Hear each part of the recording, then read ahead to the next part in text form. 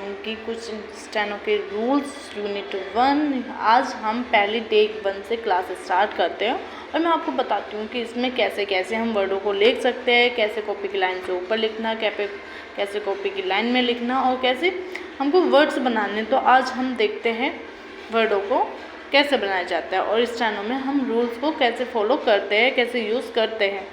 ठीक है फ्रेंड्स, तो आइए देखते हैं। वह व्यंजन जिसका उच्चारण स्वरों की सहायता से किया जाता है वे व्यंजन कहलाते हैं। जैसे क्या होता है कि जैसे कै में ए और प्लस ए, तो क्या बन गया कै। जब आप कुछ वर्ड्स बोलते हैं जैसे कै, तो उसमें आपका ए वर्ड का उच्चारण होता है। तो जैसे कै प्लस ए, तो क्या हो गया कै।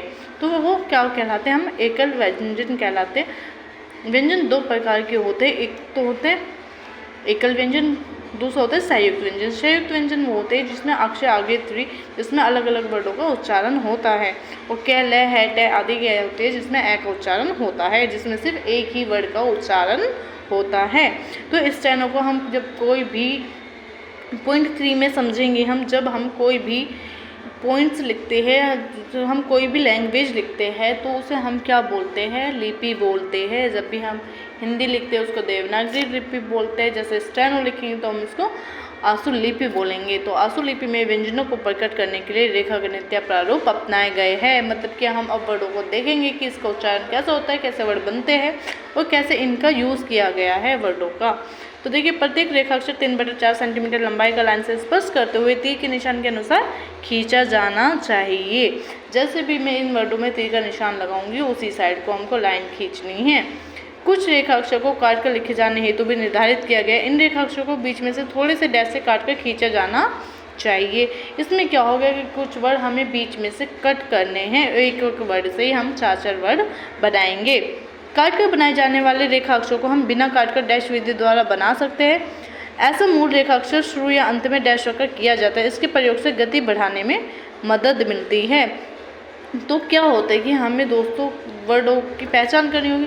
कुछ वर्ड ऐसे होते हैं जो वर्डों बीच में से कटते हैं, तो हम उनको क्या करेंगे, बीच में से ना कट करके या तो उनके पहले में डैश लगा देंगे या फिर उनके आखिरी में डैश लगा देंगे। तो हमारा वो वर्ड कौन सा माना जाएगा, कटा हुआ वर्ड माना जाएगा। रेखा अक्षरों को हल्के गाढ़े रूपों में लिखे जाने हेतु निर्धारित किया गया है, जिस कारण हल्के रेखा अक्षरों को पेंसिल पर हल्का दाब देकर तथा गाढ़े रेखा अक्षरों को पेंसिल पर ज़्यादा दाब देकर एक ही बार में खींचा जाना चाहिए। कुछ वर्ड ऐसे आएंगे जिनको हम हल्के और कुछ वर्ड ऐसे आएंगे जो गाढ़े, इसीलिए इसमें हमें कच्ची पेंसिल का यूज करना होता है। इसलिए कि छात्रों को चाहिए कि वह प्रत्येक रेखाक्षर का अभ्यास तब तक करें जब तक कि अच्छी तरह से वह याद ना हो जाए। तो आपको पता है कि वर्ड ऐसे याद नहीं होंगे, तो आपको क्या करना पड़ेगी, प्रैक्टिस। और प्रैक्टिस हमारे लिए बहुत ज़रूरी है। अगर हम प्रैक्टिस करेंगे तो वर्ड हमारे बहुत जल्दी से याद हो जाएंगे। तो जिन अक्षरों के 2-2 रेखाक्षर बनाने हेतु निर्धारित है उन्हें दोनों तरह से बनाकर अभ्यास किया जाना चाहिए।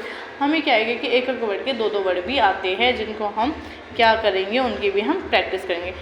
रेखाओं का अभ्यास करते समय संबंधित अक्षर का उच्चारण मन ही मन में दोहराया जाना चाहिए। अब क्योंकि एक एक वर्ड के 2-2 वर्ड भी आएंगे और हमें क्या करना है कि रेखाओं का अभ्यास करते समय संबंधित अक्षर का उच्चारण मन ही मन में दोहराया जाना चाहिए। कुछ वर्ड हमको इनकी प्रैक्टिस करते समय वर्डों को दोहराया जाना चाहिए, मतलब रिपीट करना चाहिए। Thank you.